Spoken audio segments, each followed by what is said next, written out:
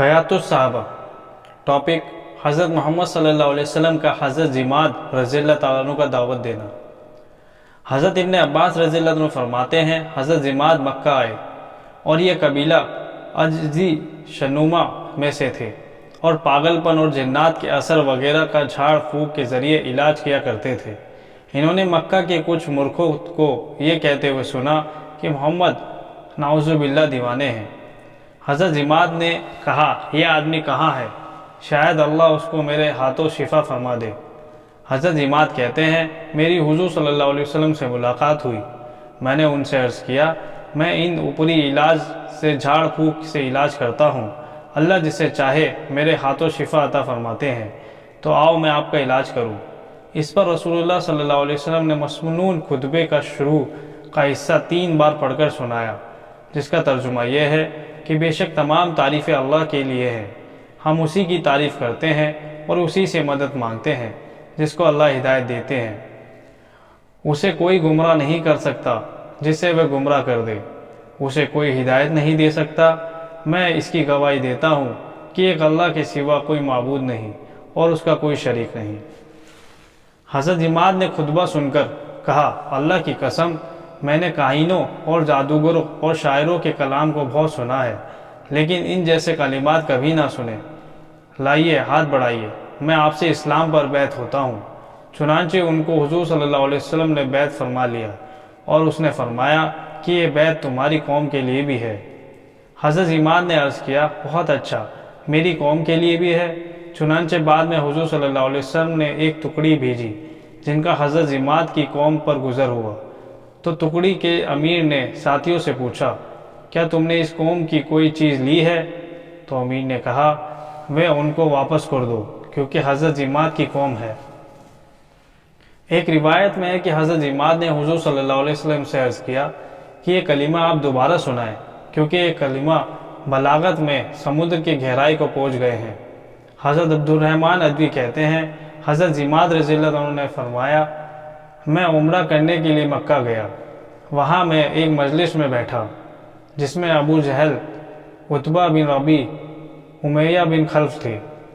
ابو جہل نے کہا کہ اس آدمی نے ہماری جماعت میں پھوٹ ڈال دی ہے، ہمیں بیوقوف بنایا اور ہم میں جو مر چکے ہیں انہیں گمراہ کر دیا اور ہمارے خداؤں میں عیب نکالے۔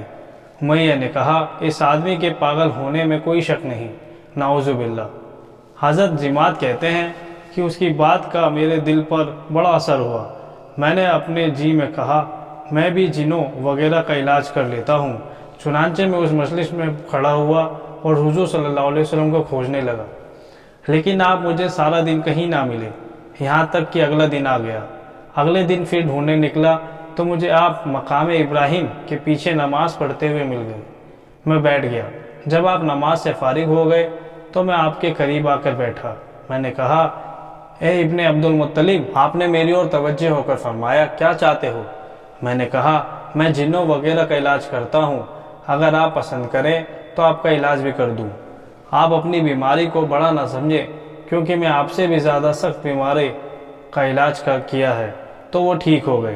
میں آپ کی قوم کے پاس سے آ رہا ہوں، وہ آپ کے بارے میں کچھ بری باتوں کا ذکر کر رہے تھے کہ آپ ان کو بیوقوف بناتے ہیں، آپ نے ان کی جماعتوں میں پھوٹ ڈالی ہے، ان میں جو مر چکے ان کو آپ گمراہ قرار دیتے ہیں اور ان کے خداؤں میں عیب نکالتے ہیں۔ تو میں نے اپنے دل میں سوچا کہ ایسا کام تو پاگل یا آصف زدہ ہی کر سکتا ہے۔ ساری باتیں سن کر رسول اللہ صلی اللہ علیہ وسلم نے مسنون خطبہ پڑھا، جس کا ترجمہ ہے، تمام تعریفیں اللہ کے لیے ہیں، میں اس کی تعریف کرتا ہوں، اس سے مدد مانگتا ہوں، اس پر ایمان رکھتا ہوں، اسی پر بھروسہ کرتا ہوں۔ جس کو وہ ہدایت دے اسے کوئی گمراہ نہیں کر سکتا، جس سے وہ گمراہ کر دے اسے کوئی ہدایت نہیں دے سکتا۔ میں اس بات کی گواہی دیتا ہوں کہ ایک اللہ کے سوا کوئی معبود نہیں، اس کا کوئی شریک نہیں۔ اس بات کی گواہی دیتا ہوں کہ محمد اس کے بندے اور رسول ہیں۔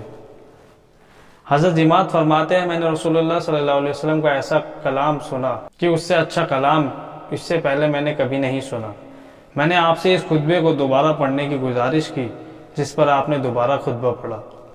پھر میں نے کہا، آپ کس چیز کی دعوت دیتے ہیں؟ آپ نے فرمایا، میں اس چیز کی دعوت دیتا ہوں کہ تم ایک اللہ پہ ایمان لاؤ جس کا کوئی شریک نہیں، بتوں کی غلامی سے اپنے آپ کو آزاد کر لو، اس بات کی گواہی دو کہ میں اللہ کا رسول ہوں۔ میں نے کہا اگر میں ایسا کر دوں تو مجھے کیا ملے گا؟ آپ نے فرمایا تمہیں جنت ملے گی۔